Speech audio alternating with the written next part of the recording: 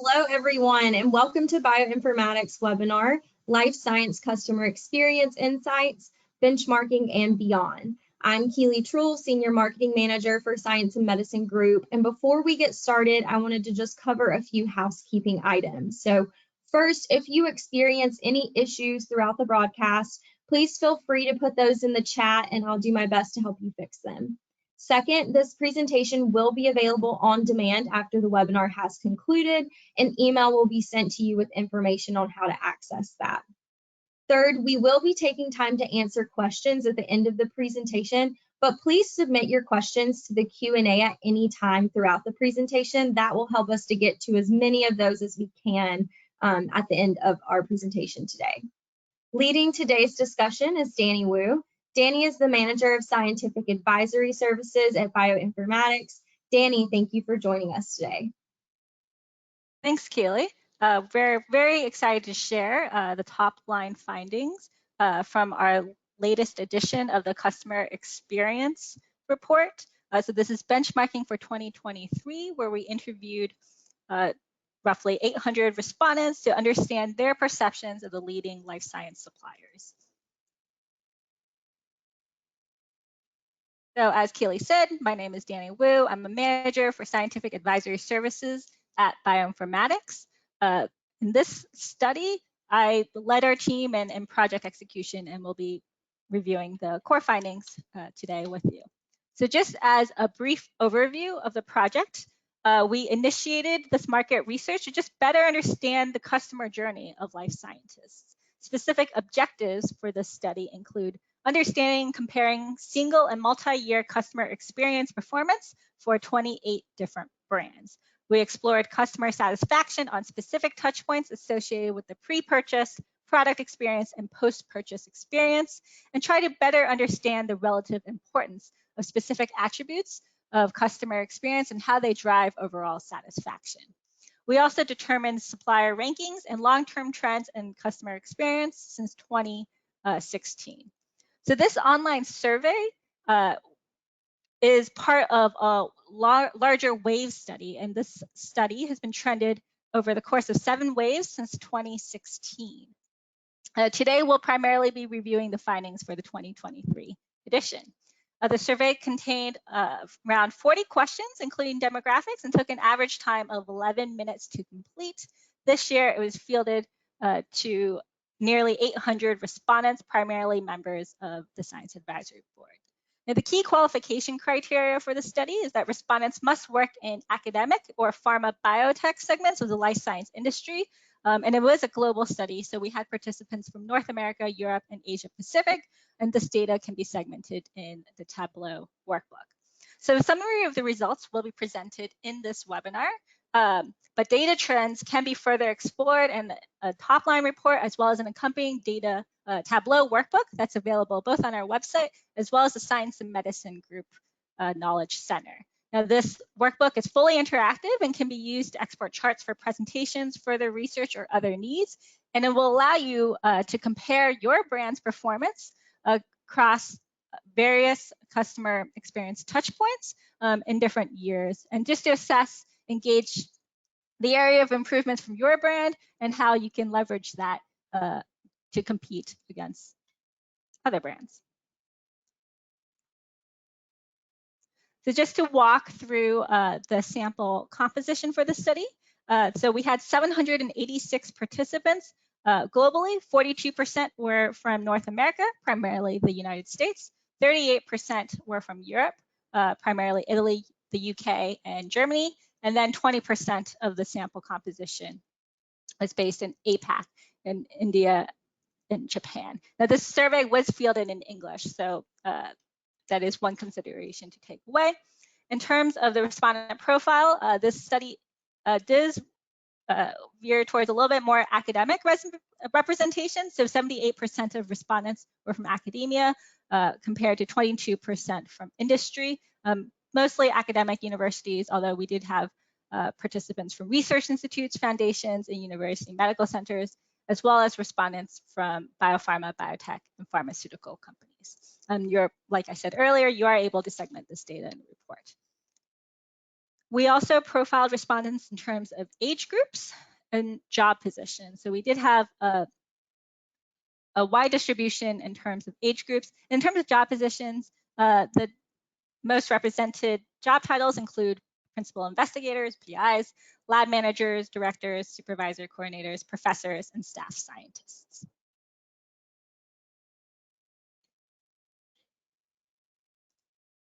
So let's talk through the key highlights as well as how we set up our customer experience model. So improving the customer experience with life science suppliers is increasingly a target for improving overall satisfaction and a potential opportunity to differentiate your brand on factors that are beyond product performance, service plans, and price. Now, the complete customer experience for the life science market is composed of multiple touch points.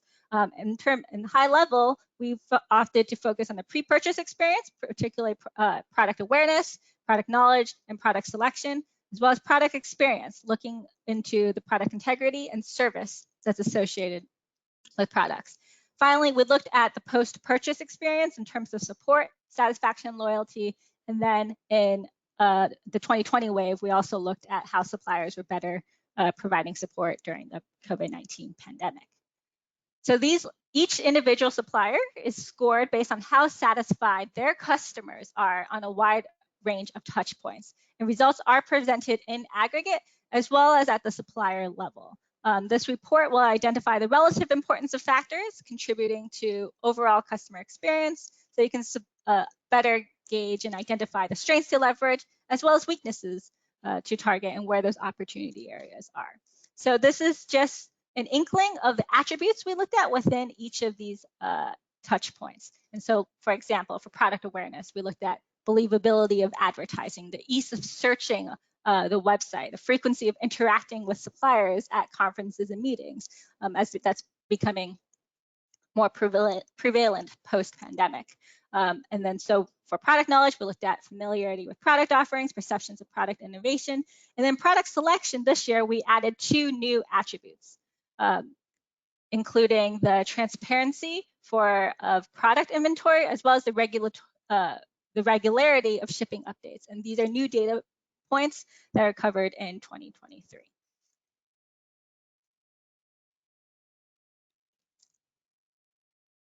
So I won't talk through each of these individual attributes, but as you can see, we looked at a variety of satisfaction across a variety of metrics to build our customer experience score. So let's talk through the key takeaways. So life scientists indicate that they are relatively satisfied with their interactions with life science suppliers.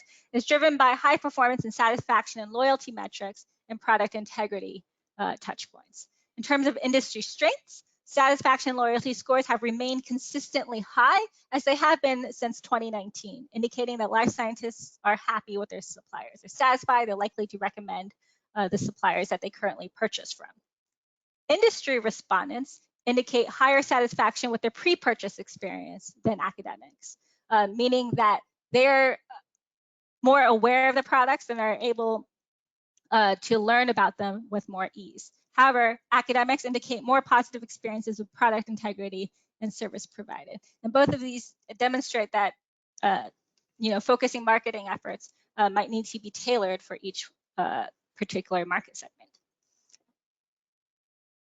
We also trended the data since 2016, but even just looking at 2019, we can better understand how the market and customer experience has rebounded since COVID-19. Product selection and product integrity customer experience scores have rebounded to pre-COVID levels industry-wide. Nevertheless, respondents did cite problems with the diminished quality of product information, unavailability of products due to back orders or discontinuation, and challenges with reaching support from their suppliers. The lower frequency of interactions and the more digitally focused interactions have also led to worsened perceptions. It seems that customers are seeking to more have that personal contact and to have that more personalized or customized touch in order to address the issues that they're currently experiencing. So how do we improve customer experience? Well, customers are generally unsatisfied with their pre-purchase experiences, and that's probably the core focus that suppliers can can take away to try to drive the customer experience from in engaging and promoting their products and helping their potential customers learn more about what their product portfolios and how to utilize their products. All touch points within this pre-purchase experience category are single digits or even negative industry-wide. Suppliers will need to increase awareness and familiarity with their product portfolio, provide detailed product information, and offer more transparency on all aspects, whether it's pricing, their current inventory, and if there's any back orders, and just providing regular shipping updates so that their customers know when to expect their products. So let's look at industry performance from 2019 to 2023. So this is based off of 5 different years of data, and it's looking at the aggregate scores overall, not at a supplier level. And so 2019, we consider it as our pre-COVID levels, and then 2023 is obviously this year's edition. Overall, customer experience is this dashed line in purple, and as you can see, it's been relatively stable over the past 5 years. However, we do see certain rebounds in customer experience scores for specific touch points that rebounded back to 2019 levels. So for example, product integrity, we saw a dip in 2021, but as such, it has since risen again. Despite high scores overall, satisfaction and loyalty has declined since 2019. So this is this green line right here. It's leads overall, customers indicate that they're very loyal to their suppliers, but it's no longer as high as it used to be, indicating there is potential for switching and looking into alternative suppliers to purchase from. Satisfaction with support and service touchpoints, on the other hand, have stabilized over the past 5 years, and this is the center group right here in the orange and dark green. Meanwhile, pre-purchase experience touchpoints remain low across the life science industry, indicating more effort is needed to create product awareness, information, and selection, which is this 3rd cohort of customer experience scores. In 2023, we had a few different brands that led all suppliers in customer experience. So cell signaling technologies led overall customer experience scores. However, other brands did excel in various touch points across this journey. So in terms of pre-purchase experience and product awareness, Bruker led, Zeiss led product knowledge, SciEx led product selection, New England Biolabs led 3 different touch points in terms of product integrity, post-purchase experience in terms of service support provided, and satisfaction and loyalty, and Waters led all suppliers in service provided. And we can see how these particular suppliers rank. Here we pulled out the top 6. So 5 and 6 are actually very close together this year. But the star indicates that the brand is one of the top 5 within that particular corresponding touch point. So CST is actually strong across all touch points, with the exception of service provided, in which case other suppliers excelled.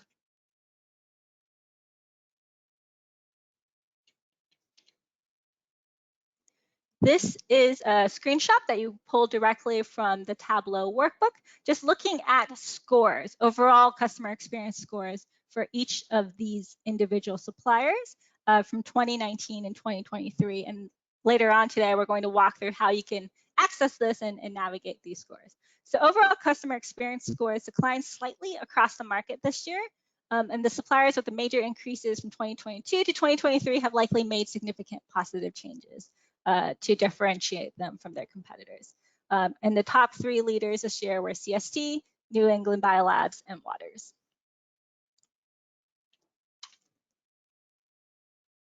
We also dug into who were the most improved suppliers from 2022 to 2023.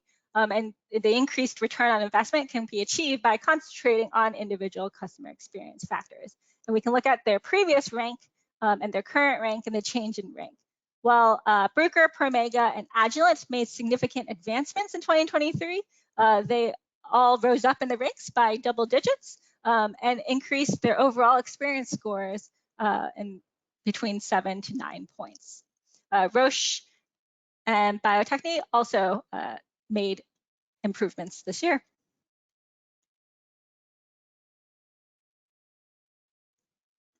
And once again, if we look in the Tableau workbook, we can look at these trends and see how individual suppliers have gained or diminished in ranking over the course of the last few waves of the study.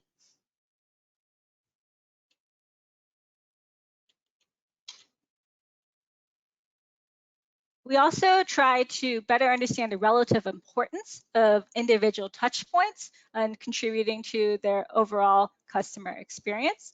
What we found is that the post-purchase experience and touch points near the end of the buying cycle are essential for the overall customer experience. And then this right quadrant is where we see where these strengths can be leveraged in terms of overall satisfaction, favorable impression of customer service, ability of phone, email, technical support to answer questions, responsiveness to the sales representatives, product design is user-friendly, et cetera, et cetera. And these factors are comprised of overall satisfaction, support provided, and service provided. And that's where the core touch points are.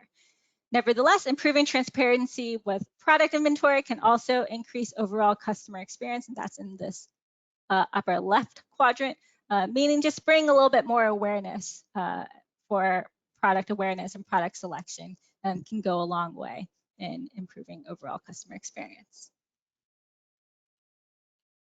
So in the last 10 minutes, we'd like to just give a demonstration of what the Tableau workbook entails, and then walk through a few of the different dashboards that's included, what type of segmentation we can apply, etc. These slides are available in the webinar handout as well as the top line report. But essentially, the Tableau workbook gives you the flexibility when working with the data. So for example, on the next slide, you can truly segment the data and apply different filters as needed to meet your business questions. So let's walk through that now. I'm going to change the application.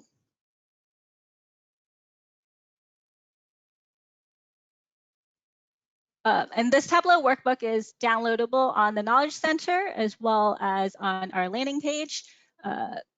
You would be able to read it using the Tableau reader that is free on their website. So on the table of contents, we offer customer experience profiles for each individual brand. We look at the individual life science customer experience as well as trended performance from 2016 to 2023. We'll also can look at individual touchpoint experience, quadrant analysis, and then we have a dashboard that's dedicated to COVID-19 impact and the years that were probed.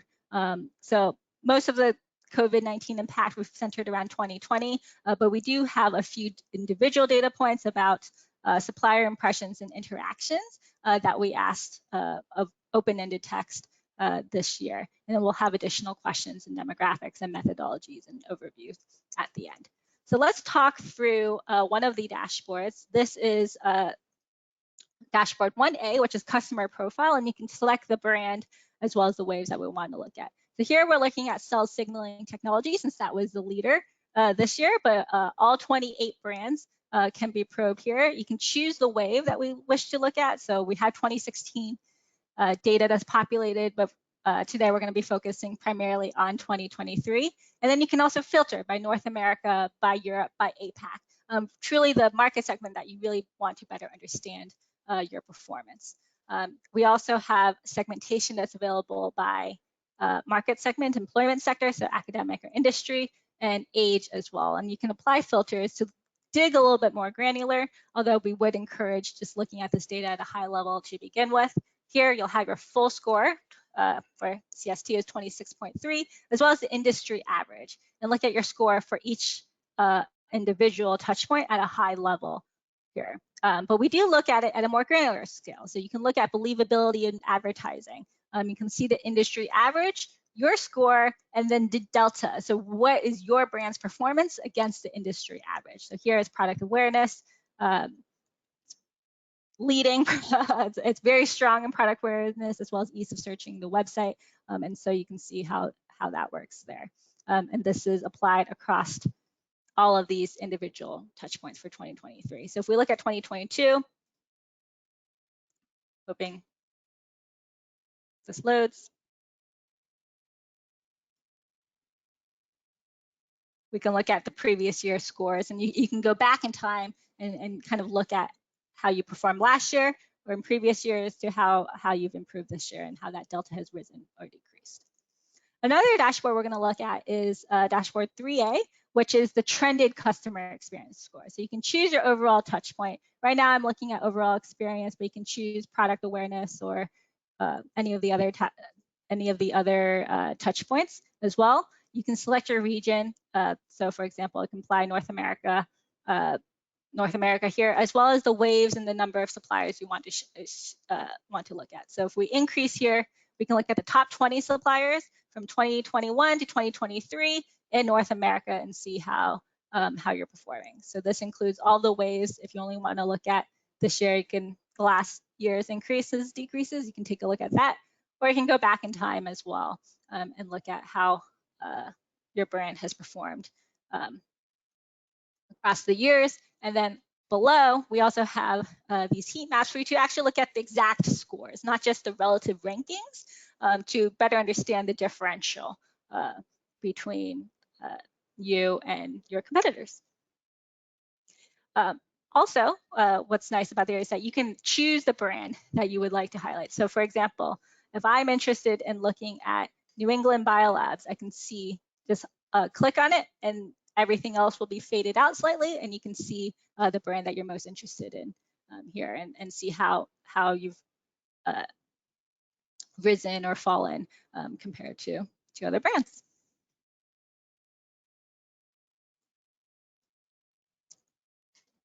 Another one that's nice that we're going to talk about is the individual touchpoint performance. This is pulling directly from the survey data.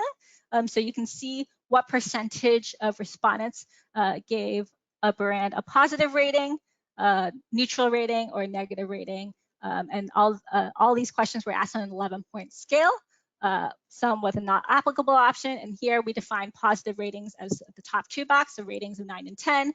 Neutrals are ratings of 7 and 8. And then negative ratings are ratings of 0 to 6. So we mimic the classic NPS score rating system.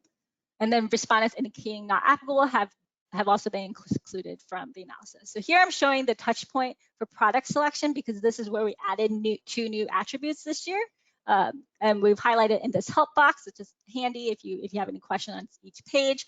So here the two new attributes were satisfaction with transparency of product inventory and satisfaction with regularity of shipping updates. So it's these two columns. And then within the shipping updates, we also have a tooltip where if you click on a supplier, so here ATCC, you can see the percentage of respondents experiencing delivery delays. So this is a new question that we also asked, and you can see how that changes from supplier to supplier as well.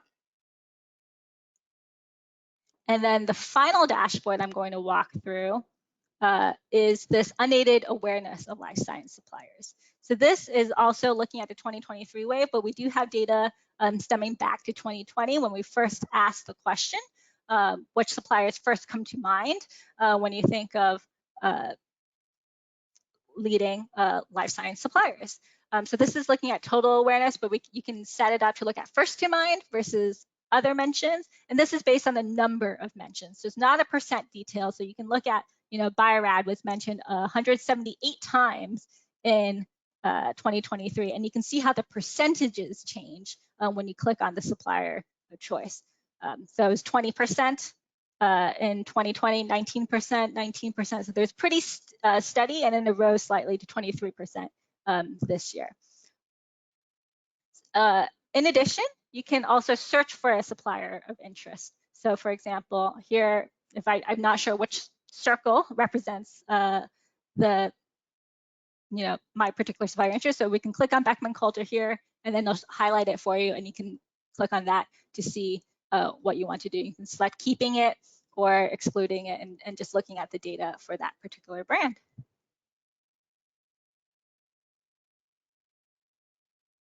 I think these were all the examples we wanted to show within the Tableau workbook. There's a lot of different dashboards to browse, and you can use the data as you see fit to answer your business questions. But of course, we're also here to answer any questions as well.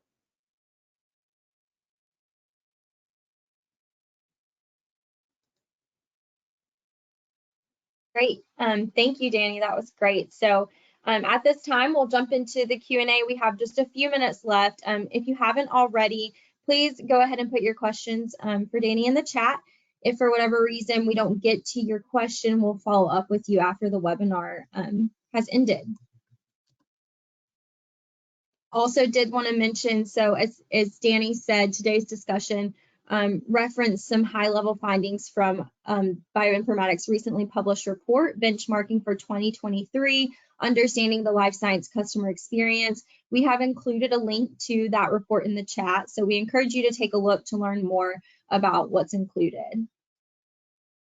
Additionally, as Danny mentioned, a PDF of the slides from today's webinar can be found in the handout section of your control panel.